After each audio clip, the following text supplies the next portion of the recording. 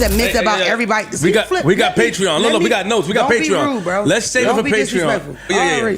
Anyway, you can talk about that on Patreon. Flip, can you stop interrupting? Yeah, you so jealous. You hit your subject right there. No. Go to war with Flip and Mona, also known as Don't Call Me White Girl. Indeed, Flip was frantically attempting to establish control with the introduction of a new host at Mona's debut.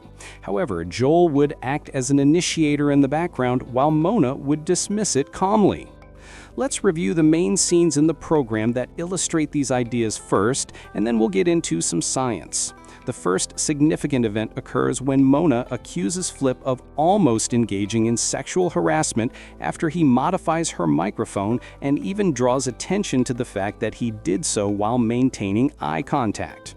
Move he around like this, just fixing it. Yeah. I'm fixing the mic for you. Eye to eye. I don't like it. Even the adjective weird was used, and this was really intriguing.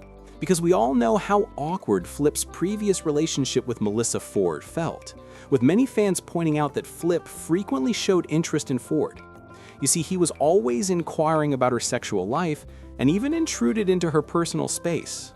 Flip wasn't alone, though. Joe Budden followed suit. But Flip caught everyone's attention. Joe would also imply the same thing when he said, "You can't be doing this with the second female co-host." Essentially, second time we've had this issue. No matter who sits here, don't do nothing. They got snuff showing over. Flip then touched Mona during another heated exchange. It's about everybody. We got Patreon. Look, we got notes. We got Patreon. She also begs him not to treat her disrespectfully. Flip was essentially invading Mona's personal space by ordering her to stay on the mic and assisting her with her equipment, but Mona did not like that. When she spoke, Flip even went one step further. He seemed to push her mic away. Yes, you're correct. There you go. There you have it. It struck me as crazy as it now involves actual physical acts in addition to words. Similar to at work, that's when you begin to veer toward a more sinister scenario where perhaps the microphone won't be relocated the following time. Mona might be saying, "Get off me," and simply shoves him. What comes next then? You see, that kind of behavior at work has the potential to swiftly turn into harassment. Yo would also mention Flip being, troublesome for another female co-host in other instances. Flip, take caution since you're being termed strange, which is quite harmful language in this field. After that, Flip was disconnected several times. This man, after all, did not enjoy being given a dose of medication. Flip has been the one cutting people off ever since Joe Budden hired him, as everyone knows.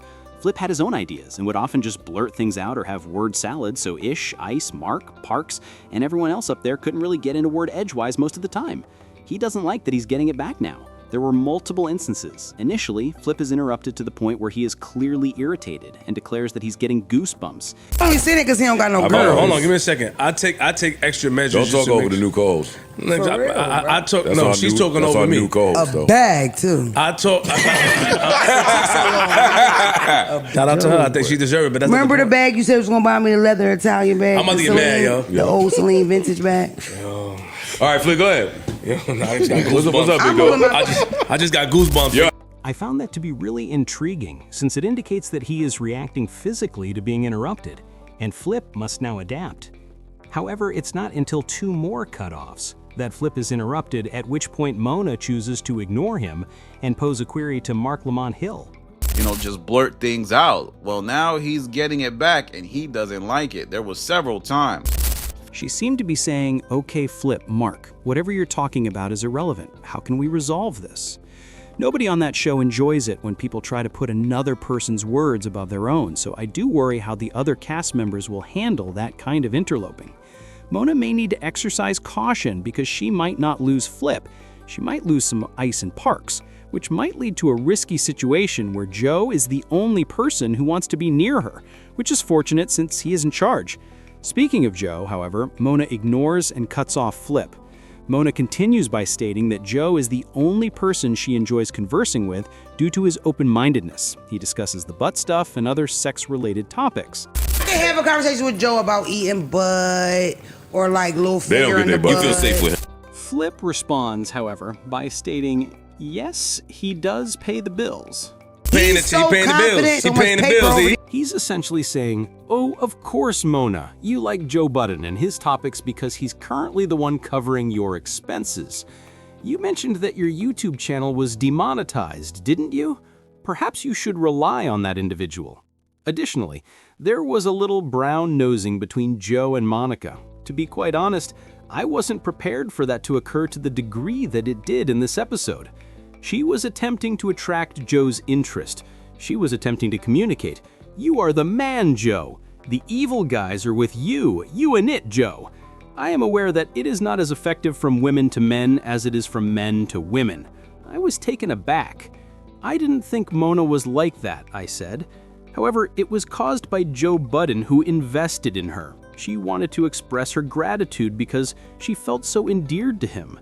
Flip, however, commented on the lines of, "Oh, you're saying this because he pays your bills." After that, there was an intriguing incident involving the cousin shoutout. A mixtape was released by my cousin. Oh no.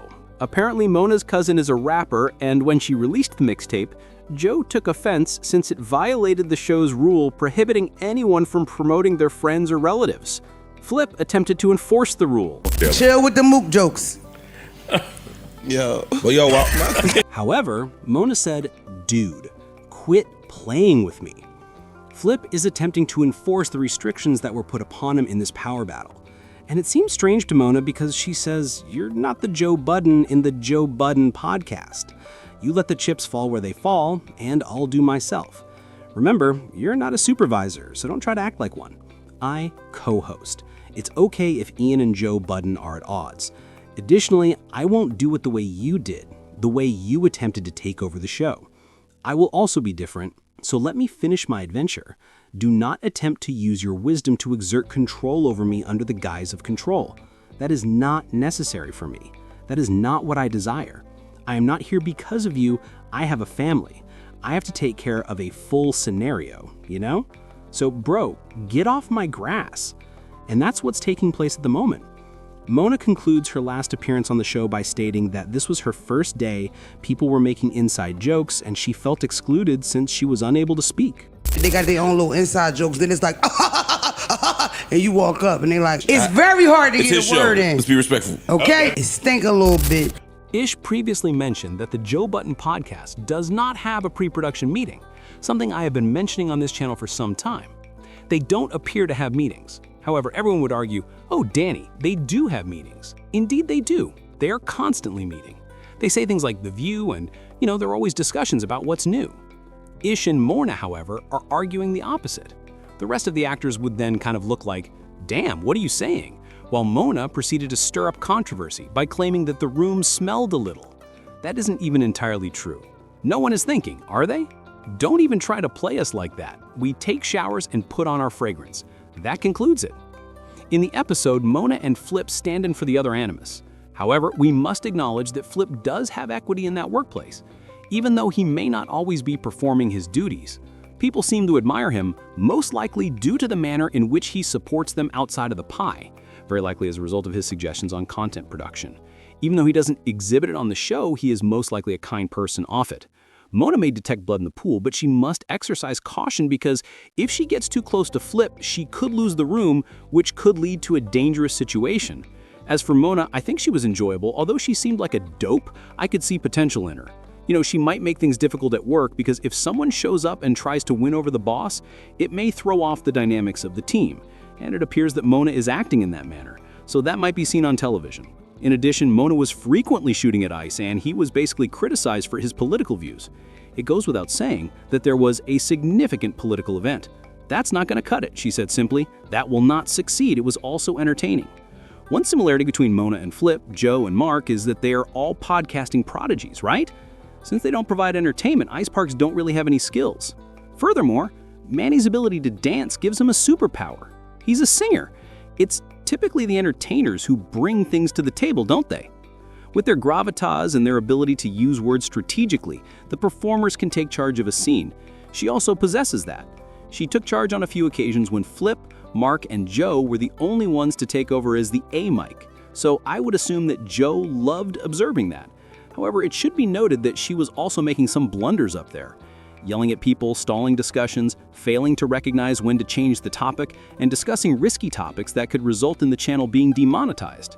So Joe will need to restrain her. This is quite comparable to what transpired between Shammy and me. Oh, what about, because you're talking about that might turn some of the audience off. And because you're talking about this, the situation might go left and people might not vibe and you might demonetize one of my videos.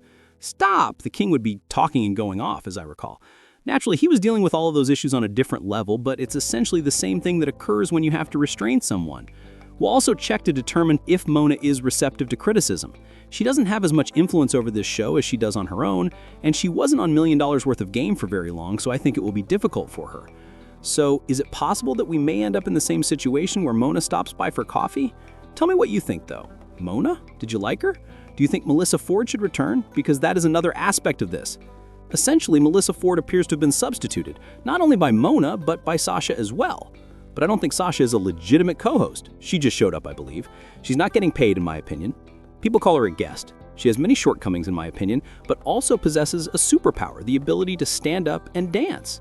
I understand that could come across as misogynistic and a little PY-ish, but it gets people talking and you can share it on Instagram and TikTok loops to gain views. But where has my Melissa Ford disappeared to? She may return, but since they have Sasha and Mona, she will have much less clout when she returns.